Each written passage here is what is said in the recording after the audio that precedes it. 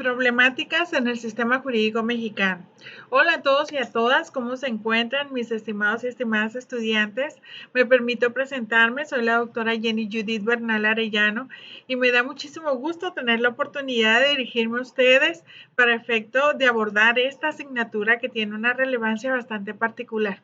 Esta asignatura, mis queridos y queridas estudiantes, tiene como propósito el que nosotros conozcamos cuáles son las principales problemáticas que existen particularmente en el sistema jurídico mexicano y que de esa manera nosotros podamos valorar dichas problemáticas como objeto propio del desarrollo de una investigación como medio de resolución para dicha problemática, ¿no?, existente en el país y, por supuesto, acorde a un régimen jurídico, utilizando diferentes áreas sistemáticas y de control estructural de un Estado como el nuestro, con la finalidad de implementar diversos controles de legalidad para el desarrollo de nuestro sistema jurídico mexicano. En términos generales, lo que se propone en esta asignatura, mis queridos y queridas estudiantes, es que ustedes detecten con completa nitidez cuáles son los principales temas álgidos del derecho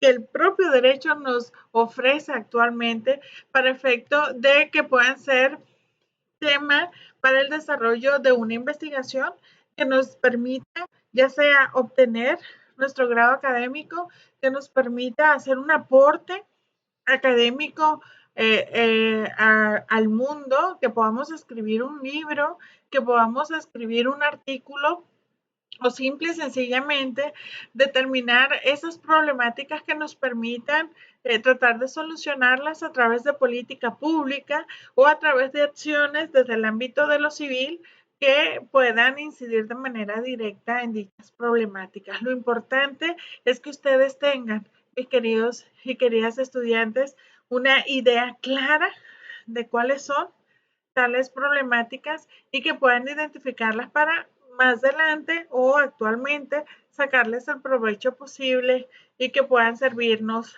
de apoyo para el inicio de una investigación jurídico-científica, para el inicio de una probable política pública, probablemente plantear una propuesta de creación de ley o de reforma normativa o cambiar probablemente prácticas administrativas arraigadas que no estén funcionando actualmente y que podamos modificar para efecto de que el sistema jurídico mexicano pueda depurarse, pueda actualizarse, pueda funcionar de la mejor manera.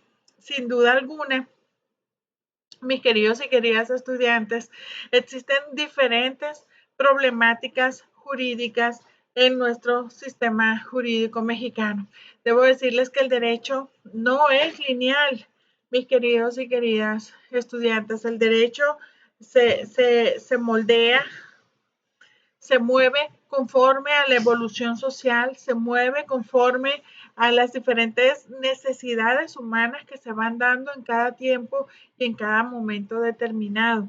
Por ello, el derecho no puede permanecer lineal, tiene que adecuarse a dichos movimientos y tiene que plantearnos cada vez de la mejor manera probables soluciones a conflictos de carácter no solamente social, sino también normativo, ¿no? Por ello, es importante determinar que existen problemáticas de la más variada naturaleza. En este primer apartado de nuestra asignatura, a la que se denomina particularmente generalidades de investigación, es necesario que ustedes identifiquen que van a encontrar problemáticas diferenciadas en el marco jurídico mexicano, en la propia norma jurídica mexicana, en el marco legal general.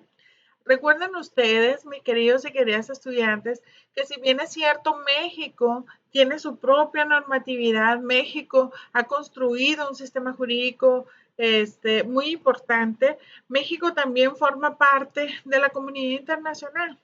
México se ha adherido a través de la suscripción de tratados a múltiples normas internacionales en materia de derechos humanos, en materia de derecho internacional humanitario, en materia de derecho diplomático, en materia de derecho económico, ¿no? Incluso derecho penal internacional, derecho comercial internacional, derechos del mar.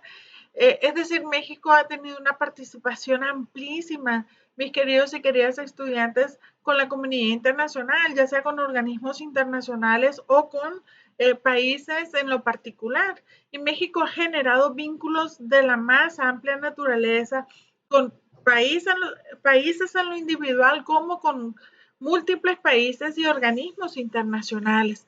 Actualmente, mis queridos y queridas estudiantes, pues México forma parte de la Organización de las Naciones Unidas. México forma parte también de la Organización de Estados Americanos y forma parte de múltiples otras organizaciones internacionales. Ello ha generado múltiples vínculos que el Estado mexicano ha formado con dichos organismos internacionales y dichos vínculos, dichas normas jurídicas que son los tratados internacionales, normas jurídicas internacionales, le han generado obligaciones al Estado para con sus propios ciudadanos y para con dichos estados y organismos internacionales. Por eso, si se dan cuenta, a pesar de que México tiene su propia normativa interna, tiene su constitución, tiene normas federales, normas de carácter estatal, normas inclusive municipales, México también tiene normas internacionales que forman parte de nuestro sistema jurídico, que la propia Corte Mexicana ha establecido que son norma nacional, pero de fuente externa. Ojo, por tanto, nosotros como ciudadanos podemos exigir válidamente a las autoridades de nuestro país que se cumplan con dichos tratados internacionales o podemos exigirle a nuestros jueces la aplicación de dichas normas internacionales si nos benefician, ¿no? Por ello, existen múltiples problemáticas que han surgido particularmente en el Estado mexicano, mis queridos y queridas estudiantes, con la visibilización de los tratados internacionales, ¿no? Particularmente con la reforma del 10 de junio del 2011, se han generado de verdad que múltiples, digamos, posiciones ideológicas que han trascendido a la propia norma jurídica nacional y que han trascendido, por supuesto, a la jurisprudencia que se han emitido en nuestros tribunales federales para tratar de explicar el impacto, la fuerza jurídica de los tratados internacionales, de las cortes internacionales y de las resoluciones que emiten dichas cortes.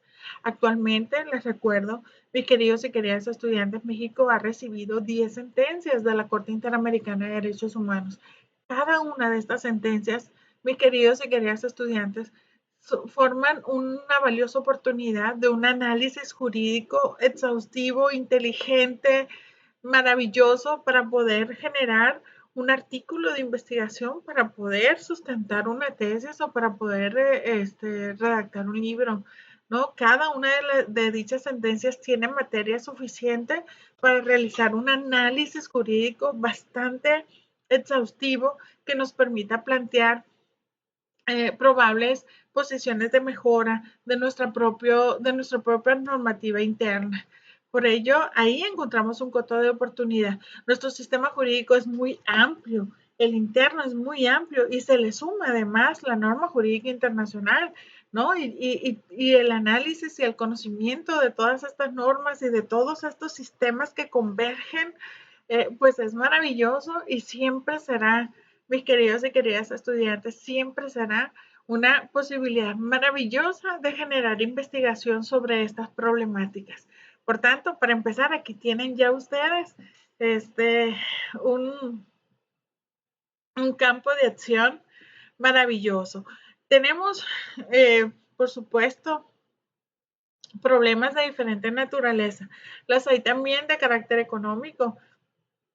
Mis queridos y queridas estudiantes, lo que estamos viviendo actualmente, esta pandemia ocasionada por este virus, el COVID-19, ¿no? Que nos está haciendo de verdad reconsiderar muchos aspectos de nuestra vida, no solamente social, sino también económica y jurídica, ¿no? Después de la pandemia sanitaria, vamos a tener una pandemia económica bastante seria y que va a ser necesario que el Estado mexicano, sin duda alguna, ponga prácticamente todas sus acciones a efecto de rescatar a la población, ¿no? Es increíble cómo se están afectando actualmente la economía, se está afectando seriamente porque prácticamente el país se detuvo y no solamente el país, ustedes lo saben, muchas naciones del mundo están detenidas y las consecuencias económicas pues serán notables, ¿no? Desafortunadamente se proyecta un nivel de desempleo bastante fuerte, ¿no? Y ahorita estamos ante la disyuntiva, ¿no? ¿Qué hacemos? O buscamos prevenir el contagio generalizado o evitamos que la economía se derrumbe, ¿no? Y esta es otra de las grandes problemáticas. Realmente creo que México, como muchos otros países en el mundo, mis queridos y queridas estudiantes, pareciera que la pandemia nos tomó por sorpresa y no estábamos realmente, este, pues no estábamos realmente listos para reaccionar como se debía. Les recuerdo que tenemos un artículo 29 constitucional que establece cuál debe ser la postura de México ante probables casos extraordinarios como este particularmente, ¿no? El artículo 29 constitucional le da atribuciones muy importantes al presidente de la República como a las secretarías de Estado a efecto de reaccionar de manera pronta, debida, ante probables desastres naturales, eh, este, eh, conflictos bélicos, graves afectaciones de problemas sanitarios como es el caso de lo que nos está tocando vivir, ¿no? Sin embargo, mis queridos y queridas estudiantes, en el propio artículo 29 constitucional se establece un núcleo duro de derechos que no pueden ser afectados aún en circunstancias extraordinarias. Entre esos derechos, mis queridos y queridas estudiantes, está la vida, están los derechos de la infancia, están los derechos de la familia, está dejar de prohibir la tortura. Fíjense, la prohibición de la tortura, no se puede eliminar la tortura, no se puede dejar de prohibir la desaparición forzada de personas. Está el Estado mexicano debe de proteger y por supuesto priorizar el debido proceso. ¿No? Está el derecho al nombre, están los derechos de la infancia, entre otros derechos que contempla el artículo 29 constitucional y que la doctrina constitucional mexicana le ha denominado un núcleo de derechos duros establecidos en la Constitución. ¿Por qué un núcleo de derechos duros?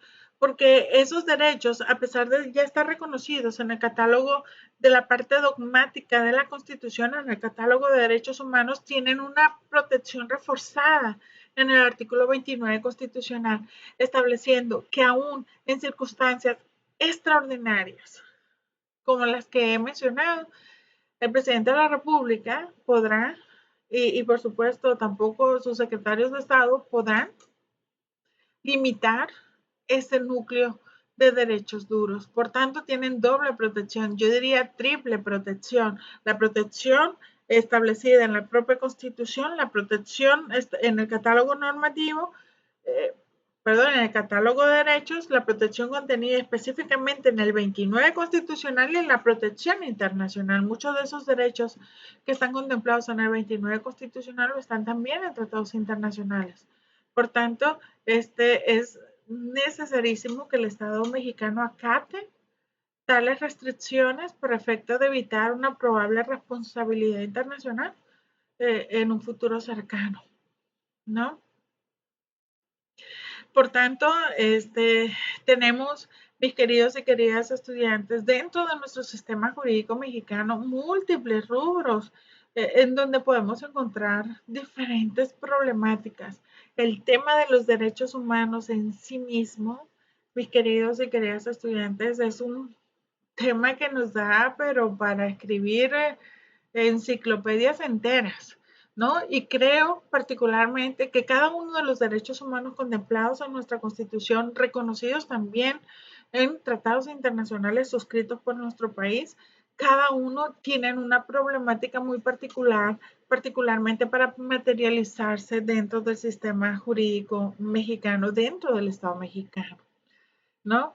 Por tanto, si nosotros estamos buscando un tema para desarrollar investigación, caray, el tema de los derechos humanos es una opción bastante afortunada en los días que corren, particularmente con la reforma constitucional del 10 de junio del 2011, que vino a visibilizarlos en la Constitución, que vino a hacernos eh, partícipes de esta revolución ideológica que se ha gestado no solamente en América, sino en la gran mayoría del mundo, en el que el tema de los derechos humanos se están priorizando, se está constituyendo y se están posicionando como el fin del Estado, no solamente en México, sino en muchas partes del mundo. Les recuerdo África, por ejemplo, recientemente se crea en los 80s, crea su propio sistema, un continente africano, su propio sistema africano de Derechos Humanos, constituyendo una comisión de derechos humanos y una Corte Africana de Derechos Humanos y de los Pueblos, muy similar a la infraestructura, a la estructura, más que a la infraestructura, la estructura que guarda el resto de los sistemas regionales, como el europeo o el americano, particularmente más con el americano, porque les recuerdo que en el sistema regional europeo se eliminó lo que era la Comisión Europea de Derechos Humanos y ahora actualmente subsiste el Tribunal Europeo sin comisión. Sin embargo, en la Comisión en el sistema regional interamericano tenemos tanto a la Comisión Interamericana de Derechos Humanos como a la Corte Interamericana de Derechos Humanos. Así que problemáticas, mis queridos y queridas estudiantes, en el sistema jurídico mexicano, múltiples y de múltiple naturaleza. Les recuerdo, las propias problemáticas en el marco jurídico, hay mucho que decir en el ámbito civil, en el ámbito penal, en el ámbito laboral, no se diga, vean que estamos en un cambio de paradigma en el tema laboral, ¿no? Derivada de las últimas reformas constitucionales, en el que se transitará de sistemas conciliatorios establecidos en las juntas a verdaderos tribunales de tipo laboral en manos del Poder Judicial. En el ámbito del derecho penal, pues no se diga, mis queridos y queridas estudiantes, donde hemos transitado un sistema semi-inquisitorio o mixto a un sistema acusatorio adversarial, ahí hay mucho que decir. Realmente el Código Nacional de Procedimientos Penales es perfectible, todavía, por supuesto, puede ser motivo de mejoras constantes y particularmente en el ámbito de lo fáctico, mis queridos y queridas estudiantes. El derecho, por supuesto, tiene como punto de vista central la norma, pero esa norma, si no se aplica, esa norma, si no se aterriza en la realidad, esa norma simple y sencillamente pierde validez en sí misma. Vigencia la tendrá, pero validez por su inaplicación, claro que la pierde, ¿no? Y lo peor es cuando la norma pierde validez social, es decir, que la sociedad deja de verla como una norma que, que pierde que pierde particularmente eficacia, ¿no? El tema es que en el ámbito penal, mis queridos y queridas estudiantes, en el ámbito de este tránsito de paradigma de un sistema semi-inquisitorio a un sistema acusatorio adversarial, pues todavía advertimos muchísimas resistencias por parte de los operadores jurídicos, ¿no? Muchísimas resistencias, particularmente por parte de nuestra policía, por parte de nuestros ministerios públicos, en adecuarse a las nuevas exigencias de un sistema mucho más garante, un sistema mucho más exigente en el tema del respeto a los derechos humanos y que está costando un poco de trabajo adecuarse a las nuevas exigencias, sobre todo en el desarrollo de habilidades, mis queridos y queridas estudiantes, en el desarrollo de habilidades. Hemos pasado de un sistema en el que el papel y la escritura era el tema central y hoy pues es la oralidad, ¿no? Esto implica en sí mismo la necesidad de desarrollar habilidades que nos permitan expresarnos de manera correcta, de manera adecuada en los tribunales, que nos permitan transmitir aquello que queremos precisamente trasladar a nuestros oyentes de una manera clara, de una manera precisa y de una manera contundente, que tenga sentido, que tenga coherencia con lo que se está desarrollando, particularmente en una audiencia, ¿no? Pero sobre todo la necesidad de que el operador jurídico tenga conocimiento del tema central, de lo que busca hacerse prevalecer a través del procedimiento penal, que no es otra cosa más que el respeto de los derechos procesales penales de las partes implicadas, tanto de las víctimas, pero también como de los ofendidos y de los imputados, ¿no? Por tanto, problemáticas, mis queridos y queridas estudiantes, muchísimas. Y ustedes van a seguir encontrándolas sin duda alguna a lo largo del análisis que realizan de cada una de las áreas del derecho, reitero, en lo civil, en lo penal, en lo mercantil, en lo fiscal, ¿no? Inclusive en el ámbito del amparo en sí mismo. Hay bastantes circunstancias que pueden todavía ser posibles de mejora.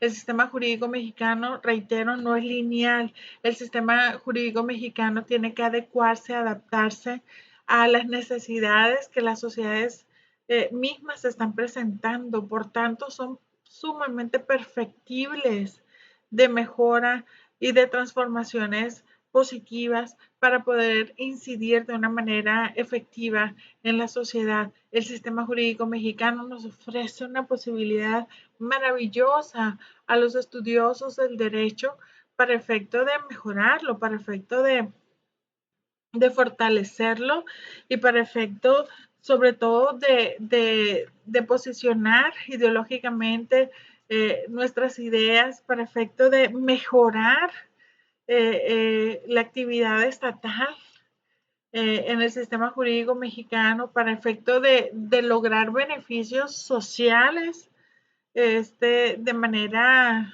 clara, sentida y favorable, por supuesto, no solamente para la sociedad, sino para el propio gobierno en sí mismo. El Estado mexicano, su gobierno, actualmente pues atraviesan por una serie de, digamos, de controles muy interesantes que tienen que atenderse y que tienen que ser analizados y estudiados. Hoy día tenemos bastante claro el tema del control de la constitucionalidad, por ejemplo.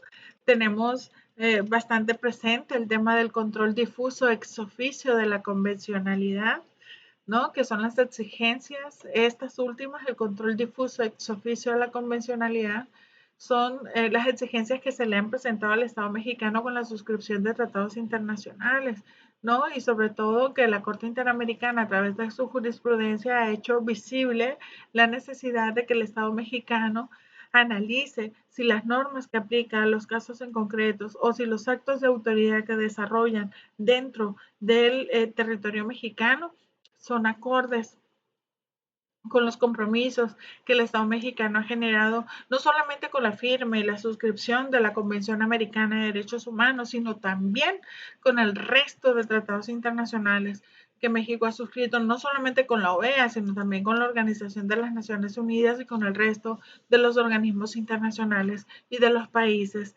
miembros de la comunidad internacional. Por tanto, mis queridos y queridas estudiantes, como pueden advertir,